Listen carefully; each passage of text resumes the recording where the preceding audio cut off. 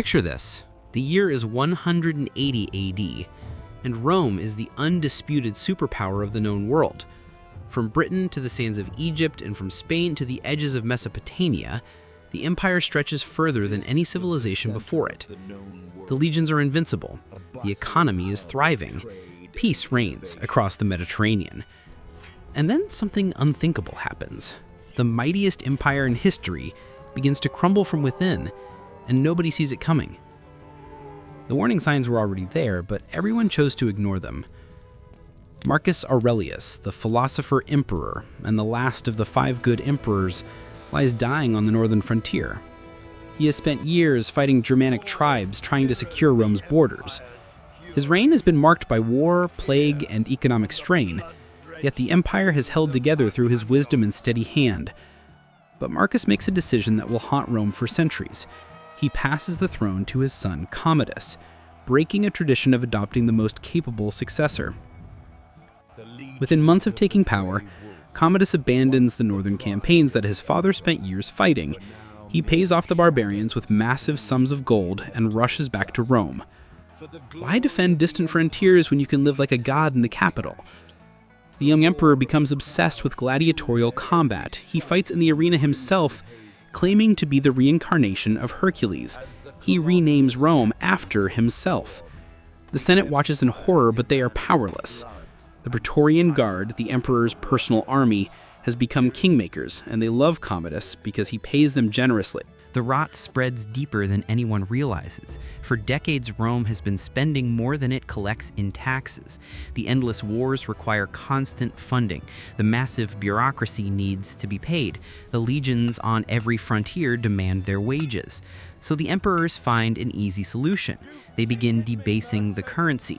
Every coin starts with 98% pure silver, but slowly, quietly, the government adds more and more base metals. The denarius, the backbone of Roman commerce, becomes lighter, cheaper, worth less. At first, nobody notices. Then, prices start to rise, slowly at first, then faster.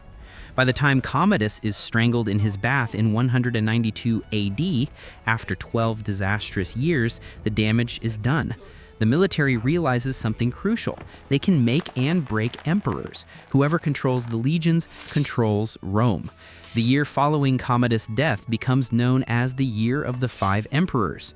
The throne is literally auctioned to the highest bidder by the Praetorian Guard.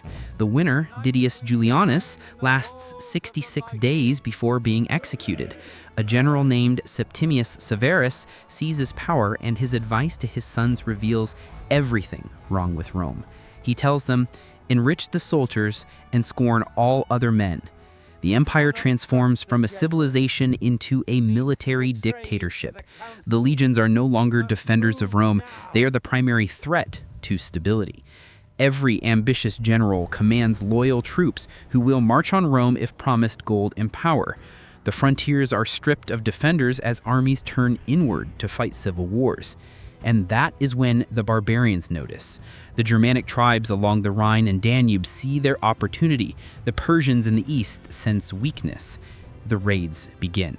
Then comes the crisis of the 3rd century, and it is unlike anything Rome has ever faced. Between 235 and 284 AD, nearly 50 years, the empire almost ceases to exist. 26 emperors claim the throne during this period. Most die violent deaths. Plague sweeps through the cities. The currency collapses completely.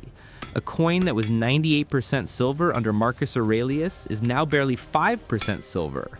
Hyperinflation destroys what is left of the economy. Trade networks break down. Cities shrink. The population declines. Germanic tribes pour across the frontiers in waves. The Goths ravage Greece and Anatolia.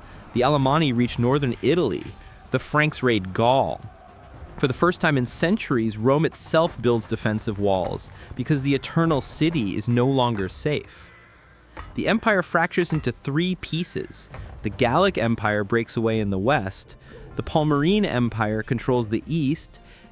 The Rump Empire in Rome controls little more than Italy. Military commanders become emperors for months, sometimes weeks, before being killed by their own troops or rival generals. There is no continuity, no planning, no strategy. Each emperor fights desperately for survival with no time to address the underlying problems. The legions no longer fight for Rome, they fight for whoever pays them, and when the money runs out, they murder their commander and find another. The empire that conquered the Mediterranean through discipline, organization, and superior tactics has become a chaotic free-for-all where the only law is violence. The tax system collapses. Nobody wants debased coins, so the government starts demanding payment in goods instead of currency. Farmers are forced to give up their harvests. Cities must provide supplies for passing armies. Local communities start fortifying themselves not against barbarians, but against Roman soldiers who pillage their own provinces for supplies. The distinction between Roman legions and barbarian raiders becomes meaningless to the suffering population. What makes this crisis so devastating is not just the external invasions or the political chaos. It is the realization that Rome has hollowed itself out from within. The debasement of currency was a choice. The empowerment of the military over civilian government was a choice. The abandonment of merit-based succession was a choice. Each generation of leaders took the easy path, spending money they did not have, buying loyalty instead of earning it, avoiding difficult decisions by pushing problems onto the next emperor. They thought Rome was too big to fail, too powerful to collapse, too eternal to end. The empire does eventually stabilize. Emperor Diocletian brings order through brutal reforms, dividing the empire, restructuring the military, and attempting to control prices through decree. But the Rome he saves is not the Rome of Marcus Aurelius. The freedom that Romans once enjoyed is gone, replaced by rigid control. The economic vitality has been destroyed. The borders have contracted. The western provinces are impoverished and depopulated. The east becomes the center of power, leading to the eventual division into eastern and western empires. Rome does not fall because of one dramatic event. There is no single barbarian invasion that ends the empire. Instead, Rome falls asleep at the height of its power, making comfortable choices that lead to comfortable decay. The currency debasement seems harmless at first, just a little less silver per coin. The political instability feels temporary, just one bad emperor after another. The military dominance feels like strength until you realize the army is eating the empire from within. By the time people recognize the pattern, it is too late to reverse course. The Western Roman Empire staggers on for another 2 centuries after the crisis of the 3rd century, but it is a shadow of its former self. When the last Western emperor is finally deposed in 476 AD, it barely makes a ripple. The Eternal City had already fallen decades earlier. The collapse just took time to become official. This is how empires die. Not with a bang, but with 1,000 small cuts. Not through conquest, but through corruption. Not from external enemies, but from internal rot.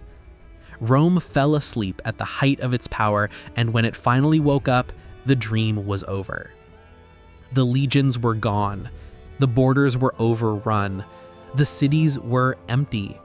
And the greatest empire the world had ever known became a memory, passed down through crumbling ruins and cautionary tales.